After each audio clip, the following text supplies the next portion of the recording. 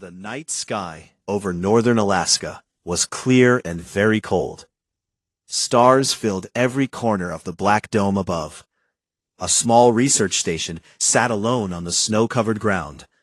Its lights glowed yellow against the white emptiness. Inside, 5 humans worked late. They did not know that eyes from far away had been watching them for many years. High above, in silent orbit, a ship from the galactic Concorde waited. The ship was long and smooth, made of dark metal that drank in starlight. Inside its command room stood 2 beings who were not human. One was Klix, a Vexari. His body looked like a tall insect, with 6 thin legs and a hard shell that shone green under the lights. His large black eyes never blinked. The other was Lyra Ven, a Zorath. She was tall and thin, her skin clear like glass, so you could see the soft blue light moving inside her. Both wore heavy suits that helped them stand in Earth's gravity. Without the suits, they would collapse like broken sticks. For 3 Earth years, the Concorde had studied this world from hiding. They sent tiny probes that floated like dust. The probes listened to radio words, watched moving pictures, counted the number of metal birds that flew, and measured the air and water. The conclusion was always the same. Humans were young. They had not yet left their planet in great numbers. They fought among themselves. They built machines, but the machines were simple compared to the ships of the Concorde. The Council decided it was safe to make contact. A small team would land, speak polite words, and learn more before the rest of the galaxy came closer. The lander came down quietly behind a low hill, 10 kilometers from the station. Snow swirled around its legs as it settled. Klix and Lyra Ven stepped out first. Their suits made deep footprints. 4 other Concorde members followed, 2 more Vexari, and 2 Zorath. They carried gifts in sealed boxes, small crystals that stored knowledge, soft fabrics that never tore, and seeds from peaceful worlds. They walked through the snow toward the station lights. The cold did not bother them much. Their suits kept the temperature perfect, but the gravity pulled hard. Every step felt heavy. Klix felt pain in his leg joints already. Lyra Ven moved slower, her glass-like body trembling a little inside the armor. At the station door they stopped. A camera above the door turned toward them.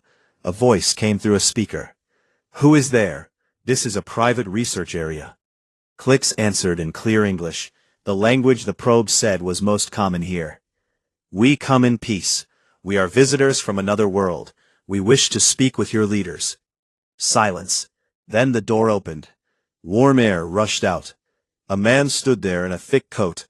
He was not tall, but his shoulders were wide. His hair was short and brown. He looked at them without fear, only surprise. "I'm John Harper," he said, "biologist. Come in before you freeze, though I guess you don't freeze easy." Behind John stood a woman with short black hair and sharp eyes. She wore a blue jacket with many pockets. "Lisa Monroe," she said, "engineer. If you're real aliens, prove it fast. If you're a prank, I'm calling security." The visitors stepped inside. The door closed. The humans stared. The aliens stared back. Klix noticed the room right away. It was small and full of things. Metal shelves held boxes and tools. A table in the middle had papers, screens, and half-eaten food. The air smelled of coffee and machine oil. Everything looked used and strong. John pointed to some chairs. "Sit if you can. Those suits look heavy." Lyra Ven tried to sit. The chair legs bent a little under her suit's weight. She stood again quickly. "Our suits are necessary," she explained. "Your gravity is strong for us. We come from lighter worlds." Lisa crossed her arms. "1G is strong? Most of us complain it's too light." Klixis tilted his head. The word G meant gravity unit. Humans lived in 1 full G every day, and called it light. His own homeworld had only 4/10 of that. Even with the suit, he felt like he carried another body on his back. John walked to a corner and picked up a large metal crate. It was full of rock samples and equipment. The crate weighed more than 200 kilograms. John lifted it with one hand as if it were a box of books. He moved it to the side, to make space. "Sorry about the mess," he said. "We just got new gear in yesterday." Clixus stopped moving. His sensors screamed warnings. The force needed to lift that mass so easily was impossible for most species without machines. Vexari workers would need 6 of their kind, and a lift frame to move that weight. Yet this human did it alone, with one arm, and did not even change his breathing. Lisa noticed the alien staring. She laughed. "John does that all the time. He's our unofficial forklift." Another human came in from the side door. He was big, with short blonde hair and arms thick from work. "Kevin Brooks," he said. "Security and general help. You folks need anything? Water? Food?" Lee Raven shook her head slowly. "We do not eat as you do, but thank you." Kevin nodded. Lisa tossed him a heavy toolbox from across the room. It flew in a smooth arc. Kevin caught it one-handed without looking away from the visitors. The toolbox made a solid thump against his palm. He set it down gently. Clix recorded every movement. His mind raced. These humans moved heavy objects the way his people moved small tools. They did not strain. They did not shout for help. They simply did it. John pulled up a chair for himself and sat. "So," he said, "you're here to talk. What's the plan? Trade? Alliance? Or just saying hello?" Clix spoke carefully. "We wish to learn. Your world is new to us. We hope for friendship." Lisa smiled a little. "Friendship sounds nice. But we have questions too. How did you find us? Why now?" Lyra Ven answered, "We have watched quietly. Your signals reached far. We decided the time was right." Kevin leaned against the wall. "Watched quietly? Like spies?" "Not spies," Clix said quickly. "Observers. We do not wish harm." John rubbed his chin. "Okay, no harm. That's a start. Want a tour? Our station isn't big, but it's home."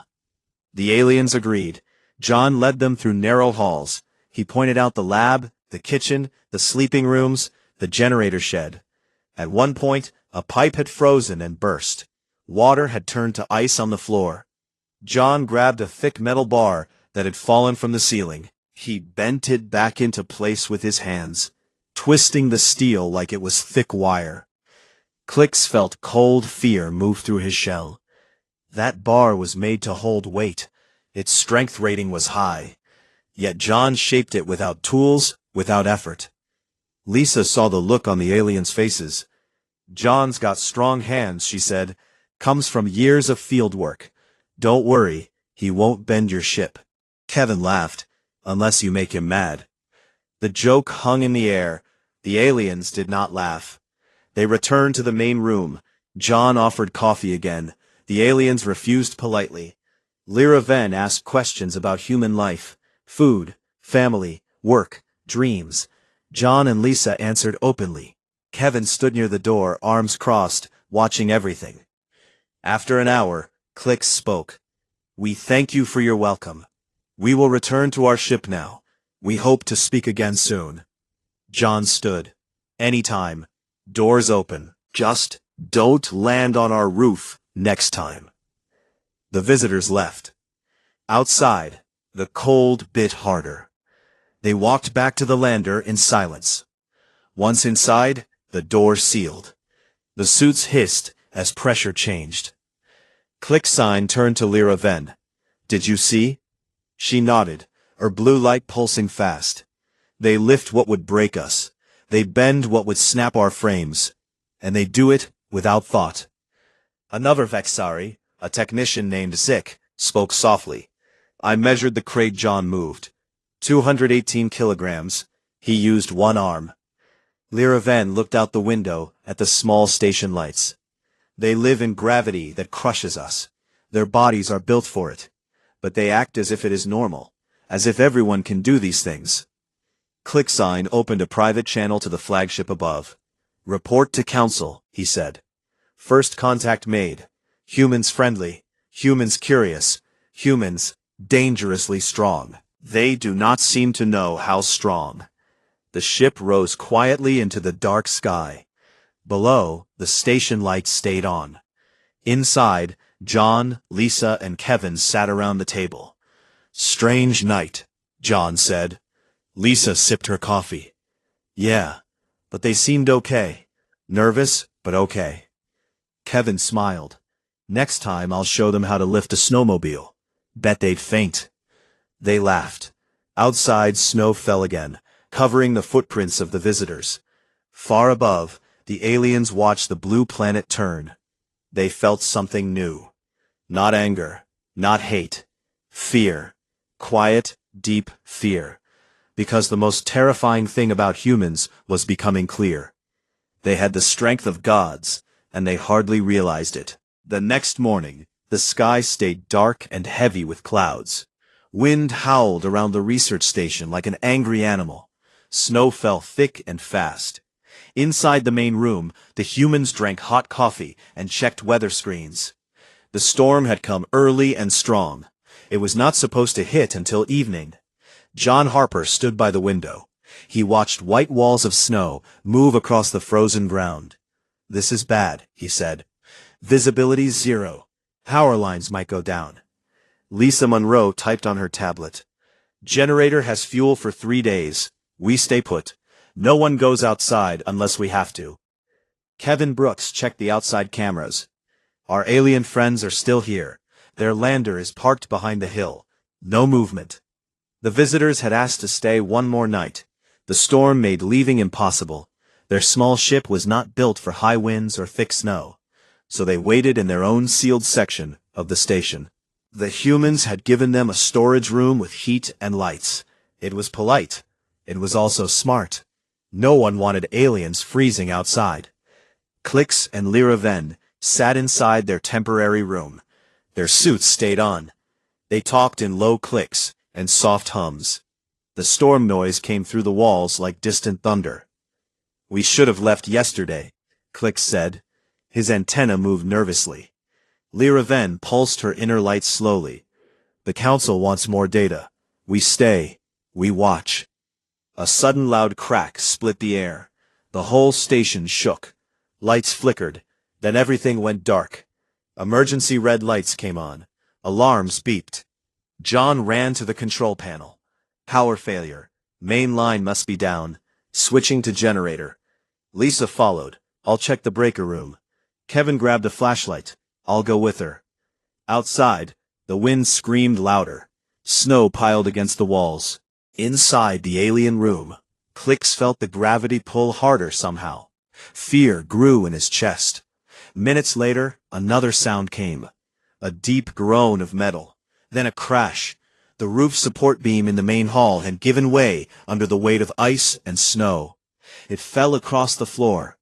2 Vexari technicians who had been checking equipment were trapped underneath. Their thin legs stuck out. Their shells cracked. They made high, painful clicks. Klix rushed forward. He tried to lift the beam. His 6 legs pushed. Nothing moved. The beam was steel, thick and heavy. Tons of weight pressed down. Vexari bodies were not made for this. Even with suits, their strength was small. Lyra Venn tried next. She wrapped her long arms around the beam. Her glass skin glowed bright with effort. The beam did not budge. She stepped back, breathing hard through her suit filters. The trapped Vexari clicked weaker now. One stopped moving. The others still struggled. Klix looked at Lyra Venn. His voice was quiet. "We cannot save them. Protocol says we must leave them. Mercy end if rescue fails." Lyra Venn hesitated. "We wait. Humans may help." At that moment the door opened. Kevin Brooks stepped in. He carried a big flashlight. Snow melted off his boots. Behind him came Megan Torres, the station medic. She had dark hair tied back and calm eyes. Kevin saw the collapsed beam right away. He saw the trapped aliens. Without a word, he walked over. "Move back," he said to the aliens. Klix stared. "It is too heavy. Many tons. You cannot—" Kevin ignored him. He bent down. His big hands found good grips on the steel. He planted his feet wide, his legs tensed, muscles pushed under his thick jacket. He pulled. The beam moved. Not fast, not easy, but it moved. Inch by inch, the steel lifted. Snow and ice cracked and fell off. Kevin's face turned red. Sweat appeared on his forehead. His breath came in short bursts. But he did not stop. Megan slid in low. She reached under the beam. Her hands found the first trapped Vexari. She pulled him free. The alien shell was broken in places. Legs bent wrong.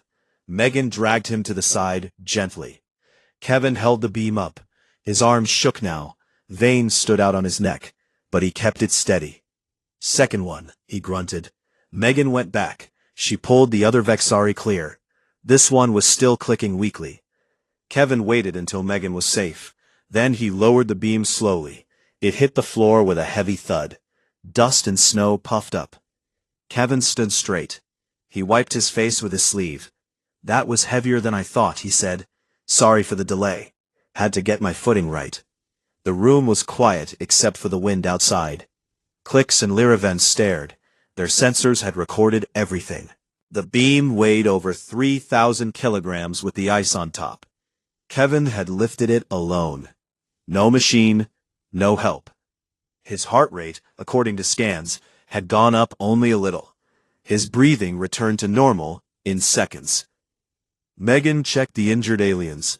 "Broken limbs, internal damage. We have a medbay. I can stabilize them." She looked at Kevin. "You okay?" Kevin rolled his shoulders. "Yeah, just a pull. Nothing serious." He walked to a wall cabinet. He took out a bottle of water and drank half in one go. Liraven stepped closer. Her voice was soft. "You lifted that, alone." Kevin shrugged. "Had to. Couldn't leave them there." Klix spoke. "Our kind would need a full work team and powerlifters. Even then it would be hard. You did it with your body." Kevin looked surprised. "Really? It's just a beam. We train with heavier stuff sometimes." Megan smiled a little. "Comes in handy during storms." The aliens did not smile back. They helped move the injured to the medbay. Megan worked fast. She used splints, pain medicine, and bandages made for humans, but good enough for now. The Vexari would live. They would heal slowly. Later, when the injured rested, the group sat in the main room again. Lights were back on. Generator hummed steady. Coffee smelled strong. John joined them. He had been outside checking the lines. His coat was covered in snow. "Power should hold now. We patched the break." Lisa came in after him. "Roof needs work tomorrow, but we're safe." Klix looked at Kevin. "Why did you not use tools? A jack? A lift?" Kevin thought for a second. Didn't think of it.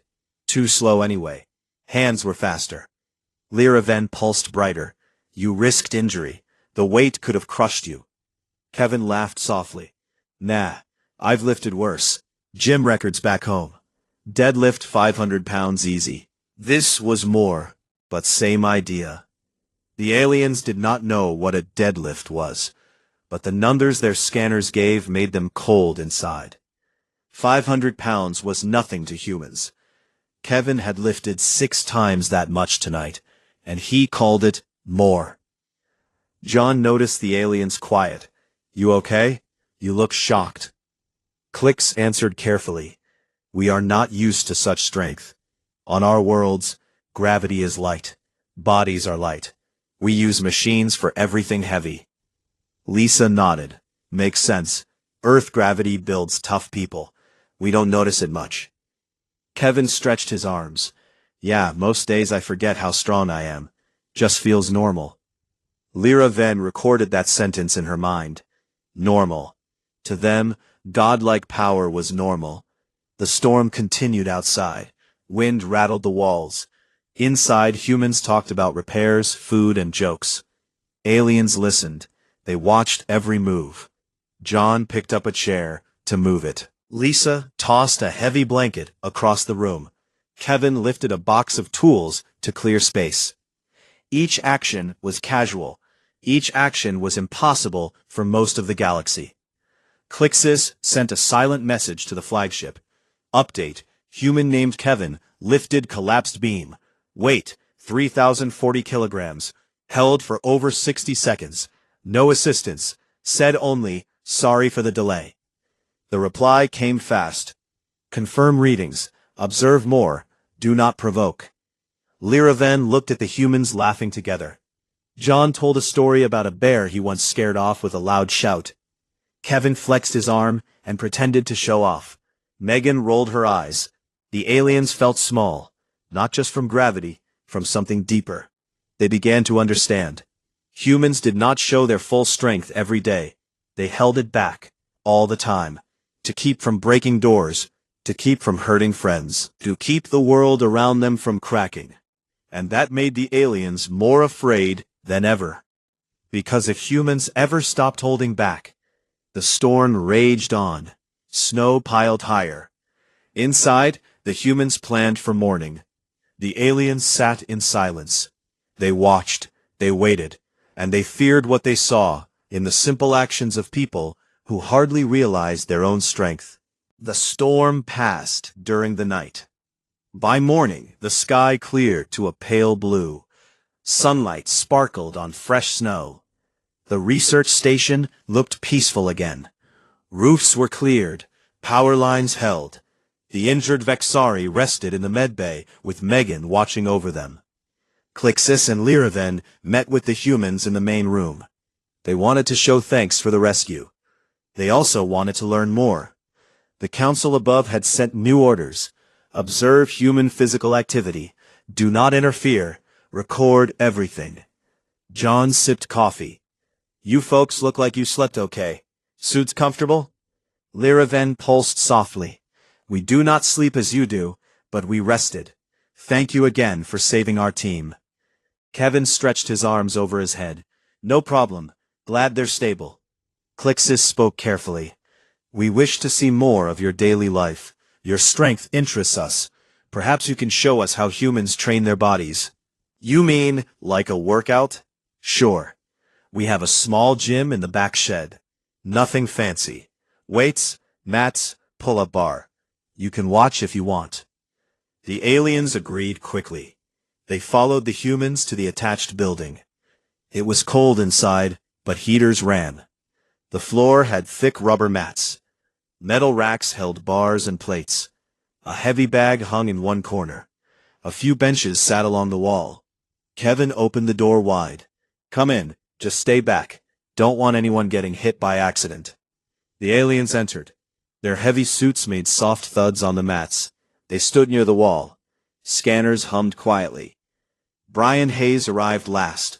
He was a Marine on loan to the station for security. Tall, lean, with short brown hair and steady eyes. He wore simple workout clothes, gray shirt and black shorts. He nodded to everyone. Morning, Brian said. Heard we have an audience today. Lisa smiled. Yeah, show them something basic, nothing crazy. Brian walked to a rack. He selected a long metal log. It was thick and solid. Plates were already loaded on each end. The total weight read 300 kilograms. It was marked for advanced training only. Brian bent his knees slightly. He gripped the log in the middle. With a smooth motion, he rolled it onto his shoulders. The bar settled across his back like it weighed nothing. He took a breath, then started walking. Not just walking, he jogged. Up and down the length of the shed. The floor shook a little with each step. Snow outside the window trembled on the sill from the vibration. Clicks froze. His sensors locked on the weight. 300 kilograms. On their homeworld, such a load would require a small vehicle. A Zorath soldier in full armor might carry 100 at most, and only for seconds. Brian carried 3 times that, while moving fast, and he talked at the same time. So, Brian said between steps, Lisa, you still coming to movie night tonight? Got that old action flick queued up? Lisa laughed. Yeah, as long as Kevin doesn't eat all the popcorn again. Brian kept jogging. Sweat started on his forehead, but his breathing stayed even. After 10 full lengths, he stopped. He lowered the log to the ground gently. It thudded, but did not bounce. One of the Vexari technicians standing behind Clicks made a small sound. His legs buckled. He sat down hard on the mat. His shell color faded to pale green. Lyraven checked him quickly. He is fine. Just overwhelmed. Brian noticed. You okay, buddy? The technician nodded weakly. Your load, it is beyond our limits. Brian looked confused. It's our light log day. We use heavier for real strength sessions. He pointed to another rack in the corner.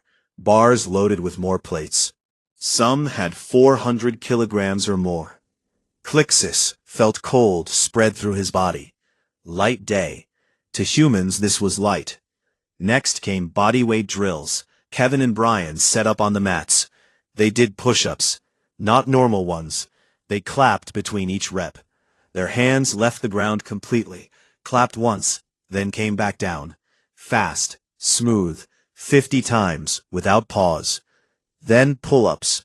Brian jumped to the bar. He pulled himself up until his chin cleared it. Then down. Up again. He did 20 clean reps. No swing, no struggle. Lisa joined in. She was smaller but strong. She did the same pull-ups, her form perfect. The aliens watched in silence. Their own species trained with assisted machines. Even then, 10 pull-ups would be a record for most. After that came sparring. Kevin and Brian faced each other on the mats. No pads, just light contact. Go easy, Lisa said. We have guests. They circled. Kevin threw a quick jab. Brian countered with a low kick. Kevin stepped back. They moved fast, but controlled. Then it happened. Kevin grabbed Brian's arm during a clinch. He twisted and threw. Not hard, just a training throw. But Brian flew. His body left the ground. He sailed 4 meters through the air. He twisted mid-flight and landed on his feet, then rolled to absorb the impact. Brian stood up laughing. Ease up next time, man. That one stung a bit. Kevin grinned. Sorry, forgot my own strength for a second. The alien stared. 4 meters, through air, from a casual throw. No anger, no full effort, and the thrown human laughed. Lyraven whispered to Clixis, if that was full power. Clixis finished the thought. The receiver would break. Bones, shell, all of it. Another Vexari recorded the distance. 4.2 meters. Velocity at release, 8 meters per second. Impact force, if uncontrolled, enough to shatter reinforced armor. Brian rubbed his shoulder. Nothing broken. Good throw, though. Megan walked in with water bottles. You two done showing off? Kevin took a bottle. Just warming up. The session continued for another half hour. More lifts, more carries, sandbags tossed like pillows. Tires flipped down the length of the shed. Each action casual, each action extreme. One moment stood out. A heavy kettlebell sat in the corner. It weighed 60 kilograms. Lisa picked it up one-handed. She swung it between her legs, then up over her head. 10 times. Smooth. No grunt. Clixis could not look away. A Zorath would need both arms and a stable base just to hold that weight steady. When the training ended, the humans wiped sweat and drank water. They talked about lunch plans. Normal talk. Normal day. Brian sat on a bench. So, what did you think? Clixis answered slowly, impressed. Your training uses weights that would destroy our bodies. You treat them as play. Lisa shrugged. We have to hold back. If we didn't, we'd break equipment. Or each other. Kevin nodded. Yeah, most accidents happen when someone forgets to go light. Like that throw just now. Lyraven pulsed brighter. You restrain yourselves every moment? Brian smiled. Pretty much. You get used to it. Don't want to crush a handshake or snap a tool. The aliens exchanged looks. Restrain. Every moment. The idea sank in deep. They left the gym quietly. Back in the main room, the humans showered and changed. The aliens gathered in their section. Clicks opened a secure link to the flagship. Observation log. Human training session. Weights carried. 300 kilograms while moving. Throws, 4 meters with control. all described as routine or light. Subjects report constant self-restraint to avoid damage to objects and others. The reply came. Continue observation. Priority high. Humans may represent uncontrolled power variable. Lyra Ven looked out the window. Snow glittered under the sun. John walked by outside, carrying 2 large fuel cans, one in each hand. Each can weighed over 50 kilograms. He carried them like grocery bags.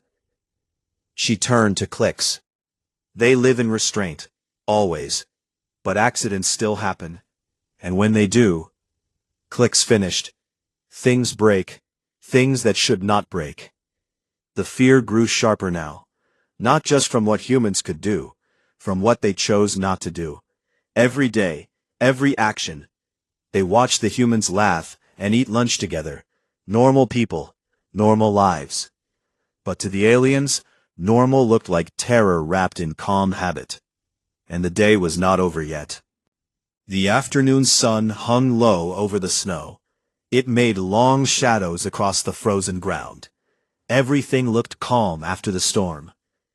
Inside the station, the humans cleaned up from lunch. Plates clinked. Coffee pots refilled. Normal sounds. Outside, high above, a Concorde supply shuttle flew low. It carried spare parts, food packs for the aliens, and medical supplies for the injured Vexari. The shuttle was old, but reliable. Its pilot, a young Zorath named Vexlor, kept it steady. He did not see the thin ice sheet on the landing zone until too late. The shuttle touched down hard. One landing leg punched through the ice. Metal groaned. The craft tilted. Then the reactor in the rear sparked. A low hum turned into a high whine. Warning lights flashed red inside the cockpit. Vexlor tried to shut it down. Nothing worked. The core temperature climbed fast. In minutes, the whole thing would explode. The blast would wipe out the station and poison the snow for kilometers. Vexlor sent a distress call. Reactor unstable. Evacuation impossible. Core breach in 4 minutes. Recommend immediate retreat. On the flagship, the Council received the message. They ordered the lander team to leave at once. No time to save the shuttle. No time to save anyone near it. Clix received the alert in the main room. His antenna shot up. We must go now. The shuttle will detonate. The radiation will kill everything close. Lyra Ven stood. Our lander can take us. Hurry. The aliens moved toward the door. Their suits clanked. They did not look back. John Harper heard the alarm through the open channel. He ran to the window. He saw the tilted shuttle. Smoke rose from its rear. That's not good, he said. Lisa Monroe grabbed her coat. Reactor meltdown, we can't just run. The blast will take the station with it. Kevin Brooks looked outside. How long? Clix answered without turning. Less than 4 minutes now. We cannot stop it. Leave. Megan Torres appeared from the medbay. The injured can't move fast. If we run, we leave them. John shook his head. No, we try to fix it. Lyra Ven turned. Her light pulsed fast. Fix it? The core is critical. Heat will burn flesh in seconds. You have no suits for that. John grabbed a toolbox. We have tools, and time is short. Come or don't. He ran outside. Lisa followed. Kevin and Megan came right after. Brian Hayes grabbed a fire extinguisher and heavy gloves. He joined them. The aliens hesitated. Then Clix and Lyra Ven followed at a distance. They watched from behind a snowbank. The shuttle sat crooked. Heat waves rose from the rear hatch. Snow melted in circles around it. John reached the side panel first. He pulled open an access door. Hot air blasted out. He stepped back for a second, then leaned in. Core valves are jammed, he shouted. Need to cut through. Lisa handed him an industrial plasma cutter. The tool was heavy, made for machines. John held it steady. He squeezed the trigger. Blue fire cut into the metal hull. Sparks flew. The metal glowed red. His hands did not shake. The cutter handles bent slightly under his grip. He did not notice. Inside the shuttle, Vexlor watched on a cracked screen. He saw humans approach. He clicked in fear. They come closer. They will die. John cut a hole big enough. Heat poured out like an oven door. He dropped the cutter. It clattered on the ice. He reached in barehanded. His gloves smoked. Skin on his fingers blistered fast. "Valves are locked," he said through gritted teeth. "Need leverage." Kevin climbed up beside him. He grabbed the edges of the hole. Metal edges bent under his fingers like foil. He pulled. The hole widened. More heat rushed out. Megan handed in a long metal bar. "Use this." John took it. He wedged it into the mechanism. He pushed. The bar bent a little. He pushed harder. Muscle stood out on his arms. The valve shifted. Steam hissed. "Almost," he said. Brian went to the rear engine cover. He ripped it open with both hands. Panels tore away like paper. Inside, coolant lines glowed orange. One had burst. Liquid boiled away. "Line's gone," Brian called. "Need to force the backup valve." He reached in. Heat burned his arms through the gloves. Skin turned red fast. He ignored it. His fingers found the valve wheel. It was stuck solid from heat expansion.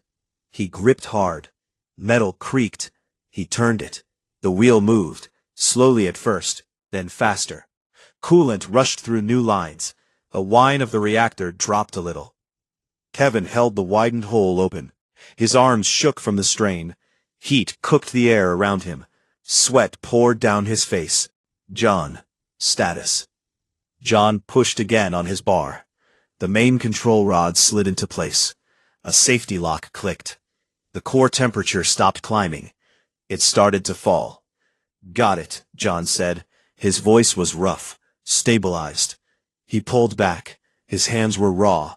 Blisters covered his palms. He looked at them like they were minor scratches. "Ouch, that stings." Kevin let go of the hole. The metal sprang back a little. He jumped down. His jacket smoked in places.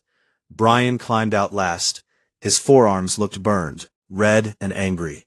He flexed his fingers. "Still works," he said. Megan ran up with a first aid kit. She sprayed cold foam on their skin. "You idiots. That heat was over 200 degrees. You should be cooked." John smiled weakly. "Felt hotter, but we made it." Lisa stood back, watching. Reactor readings dropping. No breach. They're safe. The aliens watched from their spot. Their scanners recorded every second. Human body temperature rose dangerously. Skin damage registered severe. Yet they kept working. No panic, no screams. Vexlor opened the shuttle door. He stepped out slowly. His suit protected him. He looked at the humans. "You entered the core zone, without protection. Why?" Kevin shrugged. "Couldn't let it blow. Too many people here." John wiped blood from a cut on his hand. "Glad no one got hurt bad." Clix stepped forward. His voice trembled. "Your flesh burned. Your skin blistered. You felt pain, yet you continued." Brian laughed softly. "Pain happens. You push through. Job's not done till it's done." Lyraven pulsed dim. "Our kind would die in that heat in seconds. We have no tolerance. You endured it, and you say it was nothing." Lisa looked at her. "It wasn't nothing. It hurt like hell, but sitting back wasn't an option." The group walked back to the station. The shuttle reactor hummed low and safe now. Technicians from the lander came out to secure it. They stared at the bent metal, the torn panels, the hand-shaped dents. Inside the station, Megan treated the burns. Cool packs, ointment, bandages. John flexed his hands. "I'll be fine in a few days." Kevin sat with ice on his shoulders. "Next time we bring better gloves." Brian drank water. Or better valves. The aliens gathered in their room again. They sent data up to the flagship. Video of humans ripping metal, entering lethal heat, forcing controls with bare strength and will. Clix spoke quietly. They walked into death. They pulled back death. And afterward, John said only, "Glad no one got hurt." Lyraven stared at the wall. Their power is not just muscle. It is the choice to use it, even when it costs them pain, even when it risks everything. One Vexari technician whispered, "If they ever decide not to hold back, if they ever feel true anger or fear without restraint." No one finished the sentence. They did not need to. Outside, the sun set. The sky turned orange and pink. The station lights came on again. Humans sat together. They ate soup. They talked about the close call. They laughed at how Brian's gloves melted. Normal evening. Normal people. But the aliens knew better now. Every casual lift, every burned hand ignored, every impossible task done without complaint. It all pointed to one truth. Humans carried strength that could break worlds, and they kept it locked away with nothing more than habit, politeness, care for others. That made them the most dangerous thing in the galaxy. Not because they were cruel, but because they were kind enough to hold back. And if that kindness ever failed, the stars above seemed colder now. The shuttle reactor stayed quiet after the repair. No more smoke, no more alarms. The night came fast and cold. Stars appeared bright above the snow. Inside the research station, lights stayed low. Most people tried to rest. John Harper sat in the medbay. His hands were wrapped in white bandages. Blisters hurt under the gauze, but he ignored it. Megan Torres checked his temperature one last time. "You're lucky," she said. "No infection. Rest those hands." John nodded. "Thanks, Megan. Feels like I grabbed a hot pan. It'll heal." Across the room, Kevin Brooks lay on a cot. Ice packs sat on his shoulders. He stared at the ceiling. "Next time I'm wearing 3 layers of gloves," he said. Brian Hayes sat nearby. His arms looked red, but he moved them fine. "You say that every time something goes wrong." Lisa Monroe leaned against the wall. She drank water from a bottle. "We got lucky today. Real lucky."